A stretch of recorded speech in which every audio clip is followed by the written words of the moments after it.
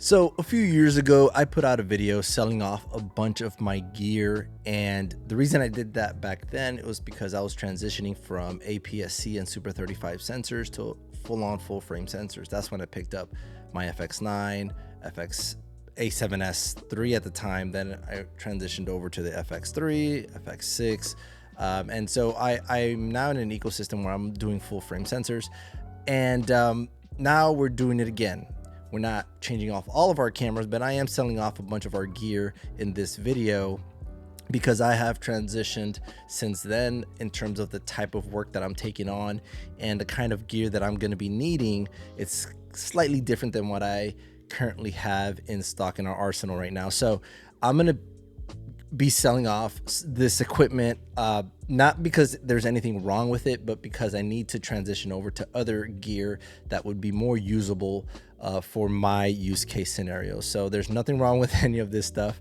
I guarantee everything works perfectly fine.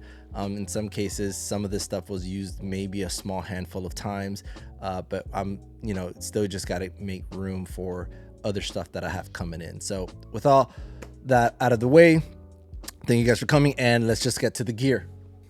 So the first thing, let's start with, I guess, bigger ticket items here. We're going to start with the Canon XF605. I'm basically selling off all the Canon equipment that I have. Again, not that there's anything wrong with it, but I am fully Sony right now, and I need all of my cameras to be matching, especially when we're doing multicam. We're talking 5, 6, 7 camera shooting for special events and things like that. I need all of my shots to match on these live stream situations. So these Canon XF605s, as beautiful as the image is, as nice as it is, as ergonomic and easy to use as it is, I just can't kind of mix them up with my Sony cameras.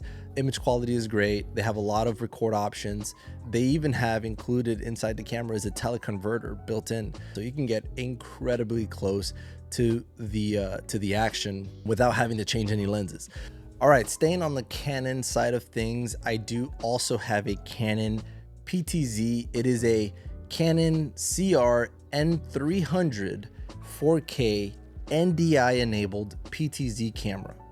This camera has become very, very useful. I actually picked it up to match those Canon XF605 cameras, and yes, they do pair really nicely. I have used them on a conference where it's a multicam shoot and I had to stick a camera where I couldn't have an operator, and it worked out really well.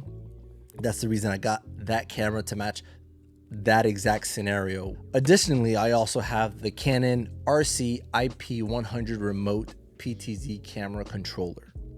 So this is obviously the controller for the PTZ camera directly from Canon. It has a really nice screen to control absolutely everything. To be honest with you, I kind of wish Sony had this kind of controller instead of the one that they currently have, which is very, very outdated, but I need to use their cameras, so I can't work around it. I'm sure I could use a universal remote, but I prefer to use something that kind of always connects perfectly. This next item is the ATEM TV Studio 4K video switcher. This thing is incredible. It's a 4K video switcher with 8 inputs and 8 outputs. All those outputs are program outputs. They do have one auxiliary output, if I'm not mistaken, and obviously I'm not going to go through all the specs on this thing. It's worked perfect for me. It's never failed for me. I've just moved on to the newer ATEM 4K video switcher and the HD8. So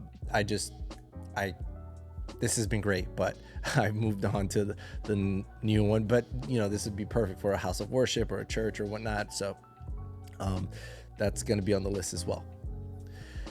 This next one is the bright tangerine top plate for the FX6 camera. So this is a very specific one. If you have an FX6 camera, if you're looking for a good top plate, the bright tangerine one works well. I've just changed mine. And this very last item that hurts my soul to have to say, I am now this one hurts a lot. I am selling this Sony FX9. Yes, I know this was my first full frame camera that I ever had, and man, this one hurts so much because I really do love this camera. I wish I had more use case with it for the workflow and kind of way of shooting that I need to maneuver in. You know, the FX9 just doesn't fit my workflow, and it sort of really hurts to just give this one away because I mean, to be honest with you, it does have sentimental value to me, but you know, it's just, I have to make, this is a purely business move, and I have to let it go. I'm just gonna jump in here one more time because I completely forgot to mention the Sony 200-600G lens. It is a very long telephoto lens. I got it for those long throws on those special events where I need to get that far. It's a great lens. I just don't need that much throw anymore. So just needed to add that last item in this video. If any of you are interested, obviously leave me a line, shoot me a message, let me know. All right, so that's it for the gear that I'm sort of kind of getting rid of. Thank you guys for watching, and I guess I'll see you on the next one.